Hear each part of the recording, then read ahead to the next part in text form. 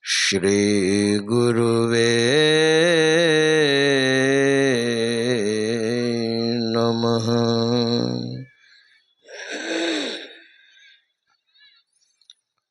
सर्वक्षण स्मरणीय अनंत श्री विभूषित परम पूज्य पाद सद्गुरु महर्षि में ही परमहंस देव जी महाराज के पावन चरणों में कोटि कोटि नमन। इन्हीं के हृदय स्वरूप परम पूज्य पाद संत बाबा शाही स्वामी जी महाराज के पावन चरणों में कोटि कोटि नमन। श्रद्धास्पद परम पूज्य साधु चरण, विद्वज्जन सज्जन वृंद,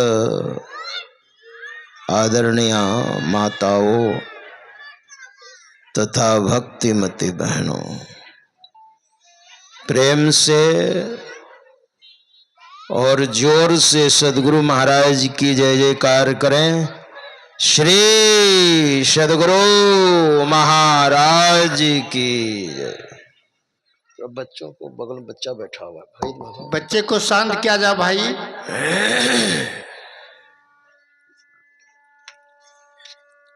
संत मत के सर्वश्रेष्ठ और सर्वोत्कृष्ट ग्रंथ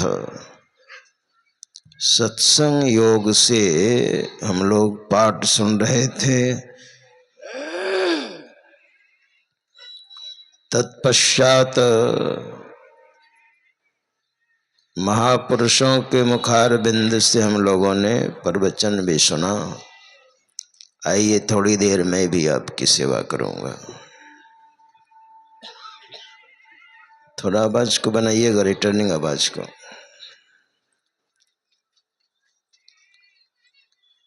सत्संग योग प्रथम भाग से हम लोग ध्यान बिंदुपनिषद का मंत्र सुन रहे थे। प्रारंभ में ही उसमें आया, यदि शैल समम पापम विस्तीर्णम बहुयोजनम भिद्यते ध्यान योगेन नान्यो भेदः कदाचन। यदि शैल समम पापम, शैल कहते हैं पहाड़ को, पर्वत को, आपसे अगर पहाड़ के समान पाप हो गया है, उतना पाप तो आप कर नहीं सकते। मान लीजिए आपसे हो गया है विस्तीर्णम बहुयोजनम, कई योजन तक। पहले समय में योजन से माप होता था, अभी ऐसे किलोमीटर है ना। एक योजन 4 कोस का होता था।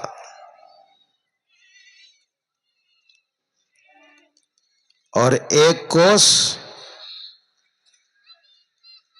कोस लगभग 3.5 किलोमीटर, थोड़ा सा कम, 3.5 किलोमीटर ही मानिए।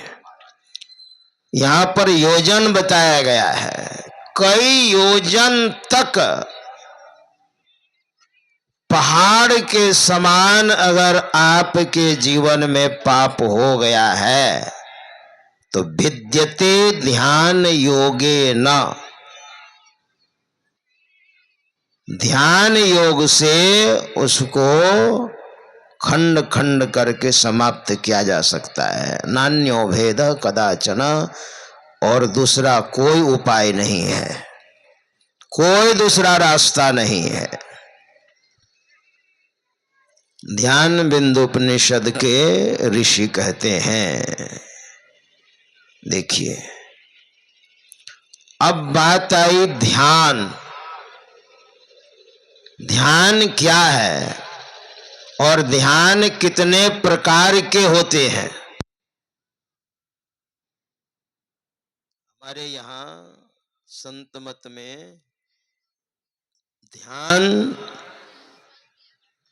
जो बताया गया है, मानस जप, मानस ध्यान, दृष्टि योग और नादानुसंधान, ये 4 प्रक्रियाएं हैं। और सब संप्रदाय में आप जाएंगे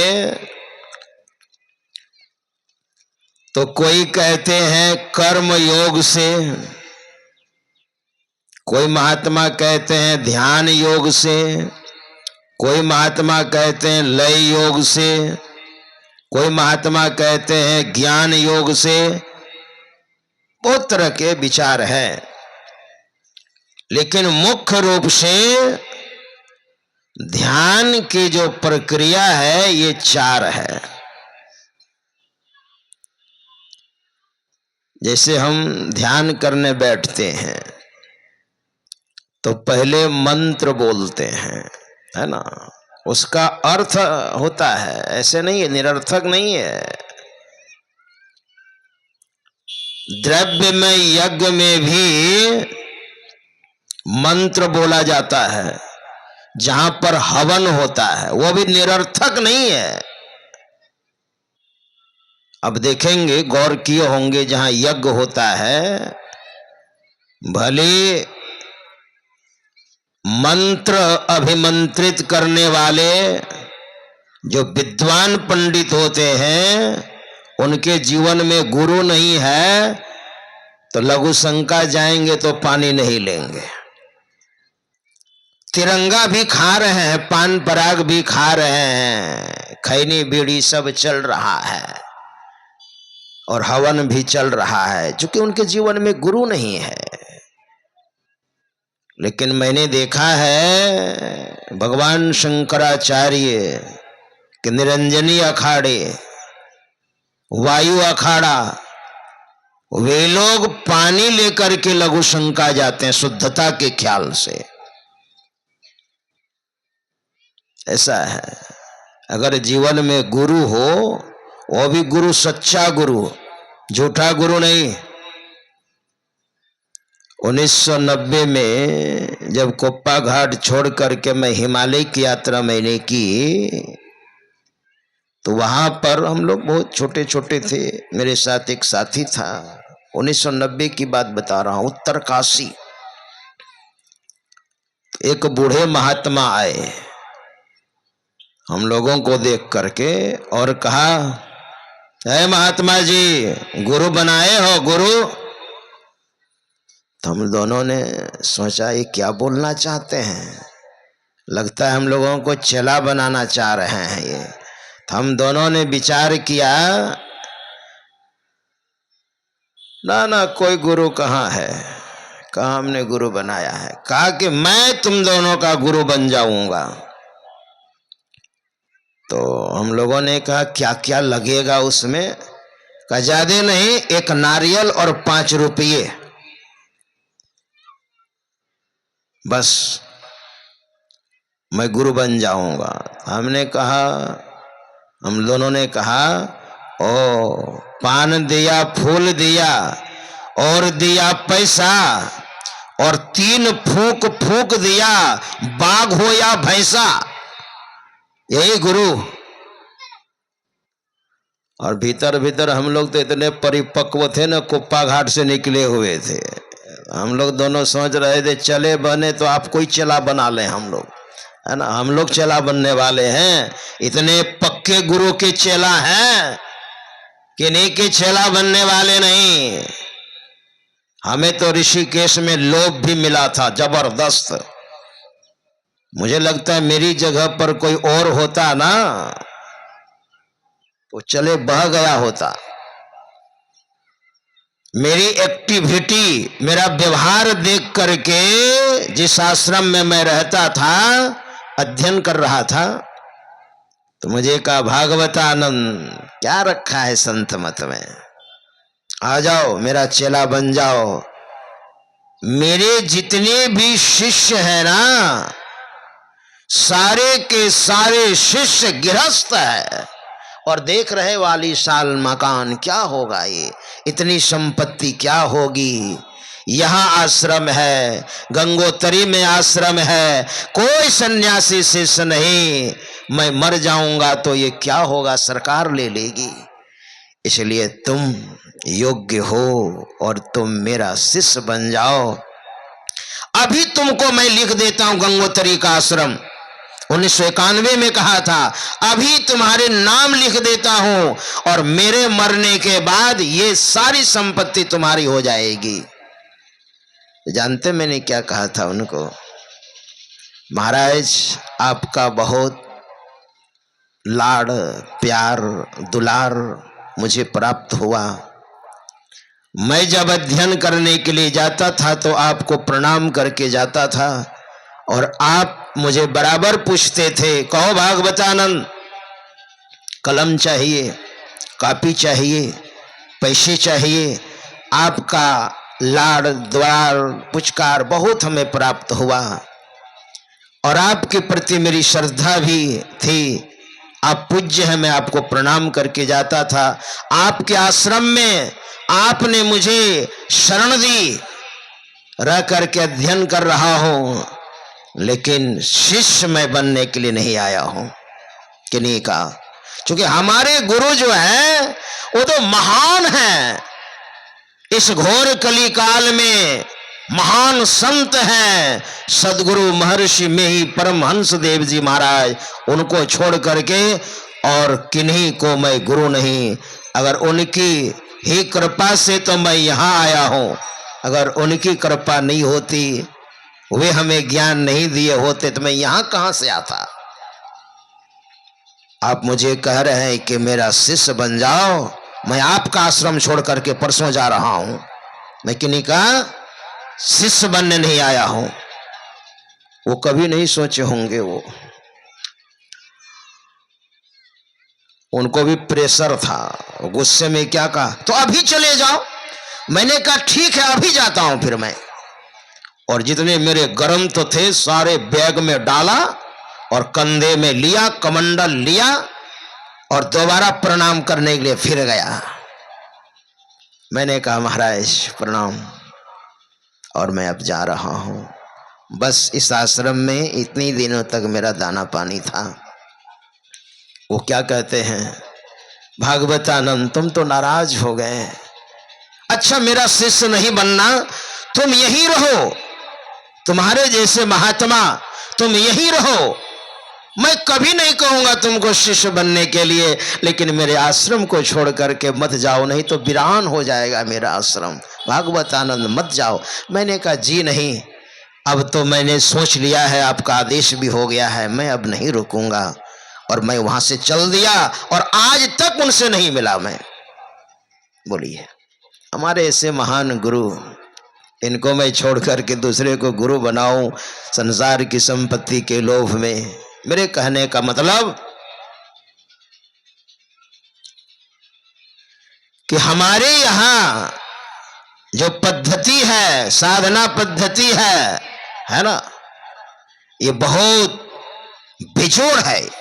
मैंने बहुत सारे संप्रदायों में घुस घुस करके देखा है। हमारे यहाँ जो साधना पद्धति है और सब संप्रदाय में सौतेला व्यवहार होता है। जानते हैं, सन्यासी को अलग मंत्र बताया जाता है और गृहस्थ को अलग मंत्र बताया जाता है। अब जब दीक्षा लेने जाएंगे ना, अलग मंत्र बताया जाता है गृहस्थों को। ये लोग क्या करेंगे? हमारे यहां साई क्या, जो सन्यासी को बताया जाता है वो सबको, चाहे माता बहन हो, पुरुष हो, उच्च वर्ण के हों, निम्न वर्ण के हों, चाहे इस देश के हों, चाहे दूसरे देश के हों, एक ही मंत्र है। परमात्मा को पाने का एक ही रास्ता है और सबको बराबर अधिकार है ना। बहुत सारे संप्रदाय में मैंने अध्ययन किया पहले, ऐसे नहीं एकाएक मंच पर मैं नहीं उतरा हूं, मैंने पहले अध्ययन किया है और तब उतरा हूं मंच पर।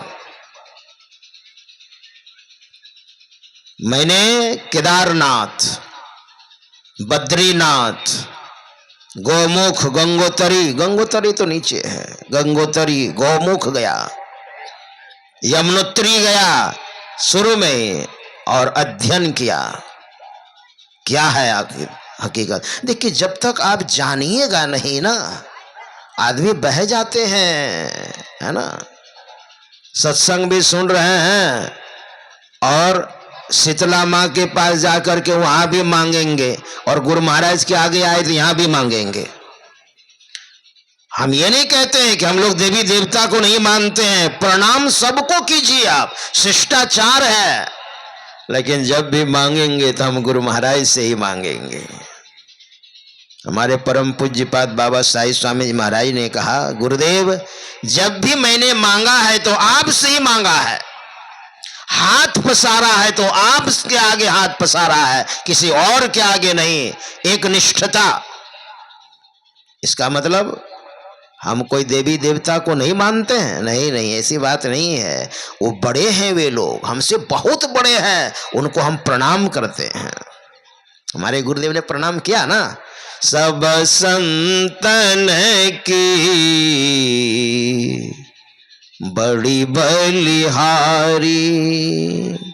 हमारे गुरु महाराज ने ये सब संतन की बड़ी बलिहारी कब बनाया था जानते हैं? एक सज्जन सुबह सुबह 5 कन्याओं का नाम ले रहे थे। गुरु महाराज ने देखा, धर्मशास्त्र में 5 कन्याओं का नाम आता है। रामायण में बाली की पत्नी तारा, गौतम ऋषि की पत्नी अहिल्या और रावण की पत्नी मंदोदरी, 3। महाभारत के 2 पात्र, पांडु की पत्नी कुंती और पांडवों की पत्नी द्रौपदी। ये पांचों कन्या हैं। मतलब इन 5 का नाम लेने से आपको पवित्रता आएगी, आपका अंतःकरण शुद्ध होगा। लेकिन इन 5 के बारे में थोड़ा जब विचार करेंगे ना, ऐसे ही बहिर्दृष्टि से, तो आपको घृणा हो जाएगी। आज का समाज स्वीकार नहीं करेगा, आज का समाज। लेकिन इन लोगों ने इतना भजन किया, इतनी साधना की, इतना ध्यान किया कि ये 5 पवित्र और कन्या ये कहलाती हैं। तो हमारे गुरु महाराज ने सोचा, अगर हम संत की स्तुति करें तो ये कितने पवित्र हैं। इसलिए हमारे गुरुदेव ने सब संतन की बड़ी बलिहारी, हम लोग आते हैं, उनकी स्तुति की विधि की जय, मोरी मति अति नीच अनाड़ी। सब संतन की बड़ी बलिहारी। जितने संत हैं, हो गए हैं, होंगे और हैं, उन सारे संतों के चरणों में माथा टेक करके मैं प्रणाम करता हूं। संत मते की बात कहूँ साधक हित लागी, कहो अरिल पद जोड़ी जानी करी हैं बड़ भागी। बातें हैं अनमोल मोल नहीं एक एक की, अरे हारे में ही कहूँ जो चाहूँ कहना, संत पद सिर निज टेकी। संतों के चरणों माथा टेक करके मैं कहता हूं, संत तो परम पवित्र होते हैं। ऐसे महान संत के हम लोग शिष्य हैं और साधना पद्धति इतना चुस्त और दुरुस्त है, अगर थोड़ा थोड़ा भी आप कीजिएगा, कोई ओझराया हुआ नहीं है और कोई मिलावट भी नहीं है ना, तरोताजा है, अभी कोई मिलावट नहीं। इसलिए पहले आप मंत्र बोलते हैं, जब ध्यान में बैठते हैं आप, थोड़ा आसन पर भी अगर ख्याल रहे तो बहुत अच्छा रहेगा। आसन पर ये मेरुदंड है ना, पीछे की जो रीढ़ है, ये रीढ़ बड़ा बेजोड़ चीज है। ये हमारे शरीर में जितनी नस नाड़ियां हैं सब मेरुदंड से कनेक्टेड है, जुड़ा हुआ है। अच्छा, शरीर से अगर मेरुदंड को हटा दिया जाए तो शरीर आपका सीधा रहेगा? ऐसे हिलेगा, ऐसे हिलेगा, चल सकिएगा? नहीं चल सकिएगा। और मेरुदंड आपका सीधा रहेगा, नाव को सोधी सीढ़ी सीढ़ी लाओ, एक बेर सुमेरु चढ़ाओ। नाव को सोधी सोधी, कर्म कर्म से नौ द्वारों में जो हमारी वृत्ति फैली हुई है, नौ द्वार है ना, मुंह, दो नाक, तीन हो गया, दो आंख, पांच हो गया, और दो कान, सात हो गया, मल मूत्र विसर्जन करने का दो, नौ हो गया। ये नौ द्वारों में हमारी चेतना फैली हुई है और हमारी बैठक है सुषुम्ना में। इस जगह दोनों आंखों के बीच में मेरा स्थान यही है, यहीं से हम फैले हुए हैं, इसी जगह से। इसलिए आप जब सीधा बैठिएगा ना, सीधा जब आप बैठ गए तो सुषुम्ना नाड़ी, वो उसका दरवाजा जो है ना खुल जाता है। सिर्फ आपको वहां ले जाना है अपने विचार को, अपनी चेतना को, अपनी वृत्ति को। वह दरवाजा खुल गया और ढील ढाल बैठे हैं ना तो पूरा पूरा खुला हुआ नहीं रहता है, परेशानी होगी। इसलिए सीधा नहीं बैठ सकते हैं, आसन लगा करके तो कुर्सी पर भी बैठिए, लेकिन आप पीठ सीधी हो। जमीन पर बैठिए।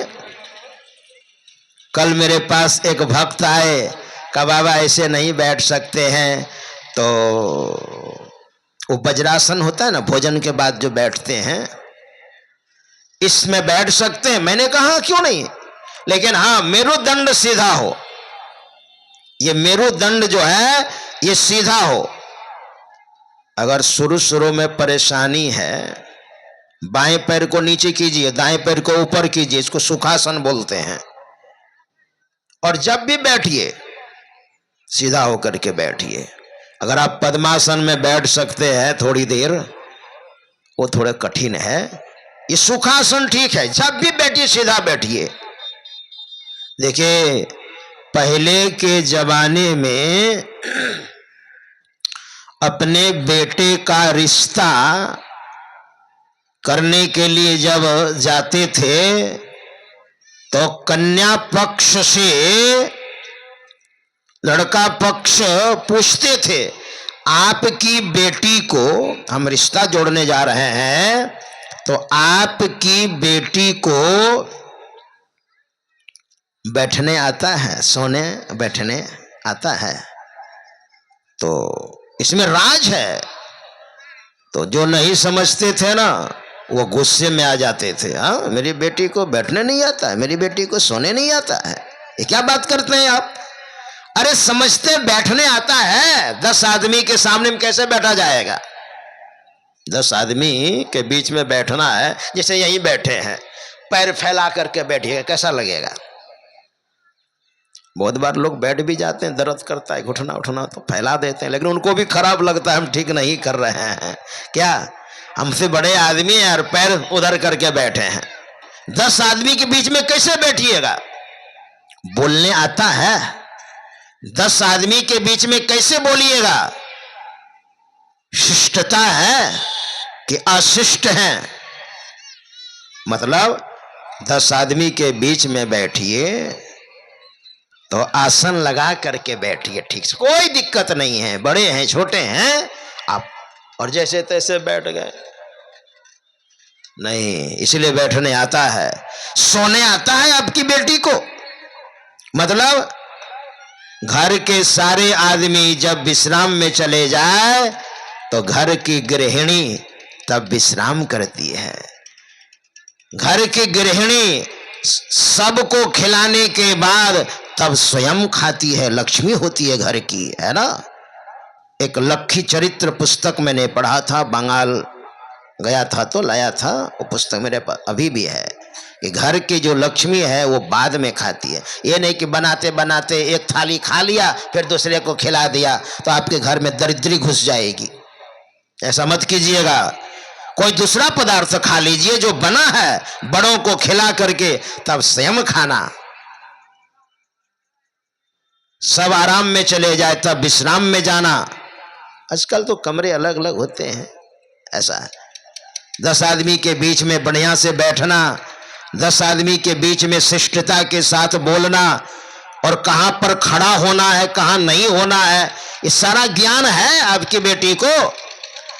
किस सब्जी में हल्दी कम डाली जाती है, नहीं डाली जाती है, किसमें डाली जाती है। आपका रसोई घर दिखाइए, आपका रसोई घर कैसा है, आदि आदि, है ना? ये बात है। तो ये सबको पहले समय में बताया जाता था, समझाया जाता था। तो कैसे बैठना है, यही है आसन, है ना? आसन में बैठिए। 9 को सोधी सीढ़ी सीढ़ी लाओ, एक बेर सुमेरु चढ़ाओ। कहा? संत पल्लू साहब ने बड़ा सुंदर कहा है इसके बारे में। भूले मन को समझाए लीजिए, सत्संग के बीच में जाए के जी, है ना? हमारा जो मन भूला भटका है, ज्ञान नहीं है, तो भूले मन को समझाए लीजिए, सत्संग के बीच में जाए के जी, अब की बेर ना ही चूकना है, सुंदर मानुष तन पाए के जी। ज्ञान ध्यान की बात को बूझी ली जाए, मन में कुछ ठीक ठहराए के जी, और पलटू गगन के बीच मारे, सुरति कमान चढ़ाए के जी। सुरति कमान, ओ धनुष आपने देखा है? धनुष वो बांस का या कोई लकड़ी का बनाते हैं, इसके बाद उसमें एक रस्सी होती है। तो धनुष चलाने वाले क्या करते हैं, वो तीर छोड़ करके इसके बाद खोल करके उसको रख देते हैं। हर समय टाइट नहीं रहता है, लेकिन जब उसको रस्सी को चढ़ाते हैं तो धनुष टाइट हो जाता है। सुरति कमान, वो कमान, और सुरति क्या है? सुरत का रोदा, तन की कमान। संत कबीर साहब ने कहा तन की कमान सुरत का रोदा, और शब्द बांध ले ताना है। संत पल्लू साहब कहते हैं सुरति कमान चढ़ाई के जी, मतलब शरीर को कमान कहा, वो बांस का होता है ना, और सुरत ख्याल वही है। उस शब्द शरीर को कह दिया, इसको टाइट करके आप बैठिए, मतलब बहुत ज्यादा नहीं, मतलब शरीर सीधा हो, और जैसे सीधा हुआ तो आप बांध चलेगा। शब्द बांध लेताना है, अब वो छूटेगा, है ना? ये बात है, हमारे संतों ने पहले ही कह दिया है, ऐसे थोड़ी हमारे गुरुदेव ने कितने सारे संतों की वाणियों को लेकर के सत्संग योग ग्रंथ का निर्माण किया है। पहले आप बैठिए, एकाएक ध्यान थोड़ी होगा। ध्यान तो सबको होता है, ऐसा थोड़ी नहीं होता है। आप ध्यान करते हैं तो ध्यान आपका बनेगा, लेकिन थोड़ा वो संभालना जो है ना, उसको इकट्ठा करके हम लोग नहीं रह पाते हैं। इकट्ठा करके रख लेना तब तो मालो माल हो जाएंगे। हम आता तो है मगर हम खर्च कर देते हैं। कोई बात नहीं है, दानी है, खर्च कर देते हैं, दान देते हैं, है ना। लेकिन पहले आप बैठिए ठीक से, और नहीं बैठ पाते हैं तो कुर्सी पर बैठिए, लेकिन मेरुदंड सीधा हो। हमारे संतों ने कहा सतयुग में सांख्य योग के निर्माता, संस्थापक सांख्य योग के और प्रवर्तक दोनों थे भगवान कपिल। गंगा सागर, सब तीर्थ बार बार, गंगा सागर एक बार। अब तो गंगा सागर भी बार बार जा सकते हैं, कोई दिक्कत नहीं, सुविधा है। मैं तो 2-2 बार गया।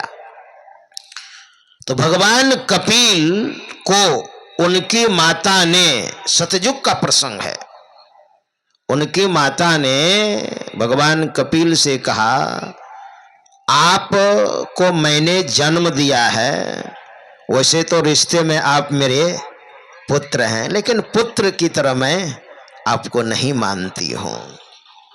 आप तो भगवान हैं, भगवान मेरे उद्र में आए हैं। लेकिन हे भगवान, विषयों को भोगते भोगते मैं तंग हो गई हूं। उनकी माता का नाम देवहूति है ना। भगवान कपिल की माता का नाम देवहूति, और भगवान श्री कृष्ण की माता का नाम देवकी। दोनों 2-2 से है, उलट फिर नहीं कीजिएगा, देवकी और देवहूति। तो भगवान कपिल की मां का नाम देवहूति ने कहा हे भगवान, बेटा नहीं कह रही है, हे भगवान आप भगवान हैं, लेकिन विषयों को भोगते भोगते मैं थक गई हूं। बेटा मुझे अध्यात्म ज्ञान का उपदेश दो, जिससे हमें शांति मिले। अब बताइए, सतयुग का ज्ञान है। देखिए भगवान कपिल ने कहा हे माता, सम आसन आसीनः, पहले आसन बताया। अध्यात्म का उपदेश भगवान कपिल ने दिया है। देखिए सांख्य योग के वे निर्माता थे, लेकिन भक्ति योग का उपदेश दिया है। जो हमारे यहाँ भक्ति योग की चर्चा होती है, मोहि दे दो भक्ति दान, सतगुरु हो दाता जी। कहा माता जी, सम आसन आसीनः सम कायो यथा सुखम। पहले शरीर को सीधा करके बैठिए आप। सुनिए से कहा, और शरीर को सीधा करके तब ध्यान बनेगा। वहां तो अष्टांग योग का उपदेश दिया है, यम नियम आसन प्राणायाम प्रत्याहार धारणा ध्यान समाधि। अंतिम में है समाधि। पहले है यम नियम, और यम के और नियम के 5-5 अंग बताया है भगवान कपिल ने। यम के 5 अंग हैं, सत्य अहिंसा ब्रह्मचर्य अस्तेय अपरिग्रह। ये सब हमारे गुरुदेव ने इसकी ज्यादा व्याख्या नहीं दी है। हमारे गुरुदेव ने कहा है कि मैं ज्यादा बोलूंगा ना तो मेरे भोले भाले सत्संगी है ना, ये उझला जाएंगे, इसलिए ज्यादा व्याख्या नहीं दी है हमारे गुरुदेव ने। हमारे गुरुदेव ने कहा हाँ, साधना के समय में काम क्रोध लोभ मोह मद मात्सर्य ईर्ष्या द्वेष, ये सबसे बचते रहना। हमारे गुरुदेव ने कहा ये सबसे बचते रहना साधक के पक्ष में हित है।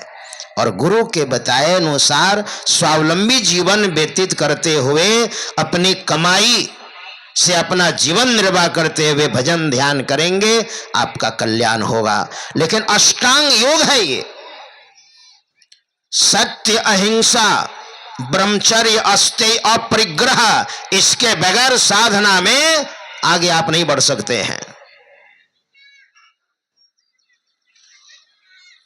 और यम, इसके बाद है नियम। नियम के भी 5 अंग है, शौच, संतोष, तप, स्वाध्याय, ईश्वर प्रणिधान, 5 यम नियम। तब है आसन, ये सब पालन करते हुए तब आसन पर ध्यान दिया है। और आसन भी एक नहीं है, 84 जितने जीव हैं उतने आसन है। लेकिन हमारे गुरुदेव ने क्या कहा?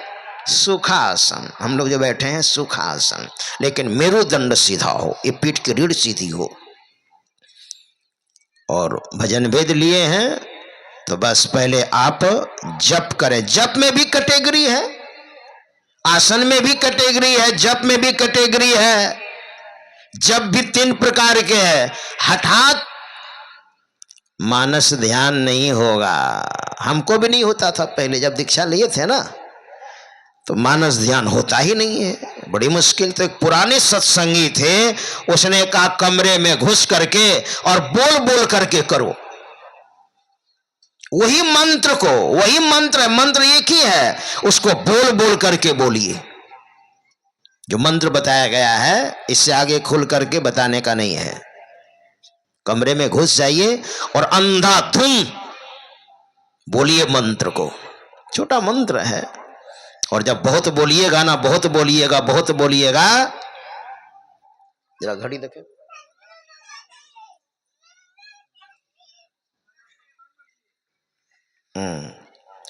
तो अपने आप रूप आने लग जाएगा, इतनी ताकत है उसमें मंत्र में। और कितनी देर बोलिएगा, जोर जोर से, है ना। अब देखिए, करके देखिए ना। अगर मानस ध्यान नहीं हो पा रहा है, मानस जप नहीं हो पा रहा है, तो कमरे में घुस करके और मेरे कहे अनुसार मैं आपको बोल रहा हूं। संतों ने तो कहा ही है, लेकिन मैं अभी बोल रहा हूं कि आप आधा घंटा जप कीजिए बोल बोल करके, कोई सुने नहीं। इसलिए नहीं सुनने के लिए कहा, क्योंकि कोई सुन लेगा ना, साकट आदमी दूसरा कहेगा अरे इसी मंत्र से आपको मोक्ष होगा, तो आपको अश्रद्धा हो जाएगी। और जैसे अश्रद्धा हुई, श्रद्धा बिना धर्म नहीं होई, फिर तो नहीं होगा। आधा घंटा बोलिए ना, बोल बोल करके देखिएगा, मानस ध्यान झकाझक करने लग जाएगा सामने में। कितनी देर बोलिएगा, अपने आप धीरे धीरे बोलने लग जाइएगा। आप सुन रहे हैं और कोई नहीं सुन रहा है, तो उपांशु उसी को बोलते हैं, वही मंत्र। और धीरे धीरे शांत हो जाइएगा, ओष्ठ भी आपके बंद हो जाएंगे, जिह्वा भी नहीं हिलेगी और भीतर भीतर चलने लग जाएगा। वही तो मानस जप है ना, होने लग जाएगा। ध्यान यहां से शुरू होता है। हमारे गुरु महाराज ने कहा, सतगुरु सतगुरु नित ही पुकारत, छीजत पाप समूह रहे। पाप का समूह खत्म होने लग जाएगा। इसकी बहुत व्याख्या है, इसलिए पहले आसन पर ध्यान दीजिए। सम आसन आसेना समकाय यथा सुखम, हस्ता उत्संगाधाय सोनासाग्र कृते क्षण। उद्धव को भी भगवान श्री कृष्ण ने भागवत में बताया, पहले आसन में बैठ जाओ, बाएं हाथ को नीचे गोद में, दाएं हाथ को उसी के ऊपर, मेरुदंड सीधा। हमारे गुरुदेव ने भी कहा, धरगर मस्तक सीध साधी, आसन आसेना बैठी के चखमुख मुनि, इष्ट मानस जब ध्याना, प्रेम नेम सो करत करत मन शुद्ध हो। अरे हारे में ही अब आगे को कहो सुनो दे चित्त सो। जहां जहां मन भगी जाए, जब जप शुरू कीजिएगा ना, तो जहां जहां मन भगी जाए ताही तह तह से तत्क्षण फेरी फेर ले आए, लगाइए ध्येय में आपन, ऐसे ही करी प्रतिहार धारणा धारण करी के, अरे हारे में ही और आगे बढ़िए चढ़िए धर धारा धरी के। मन जहां जहां भाग जाता है वहां वहां से लौटा करके लाइए।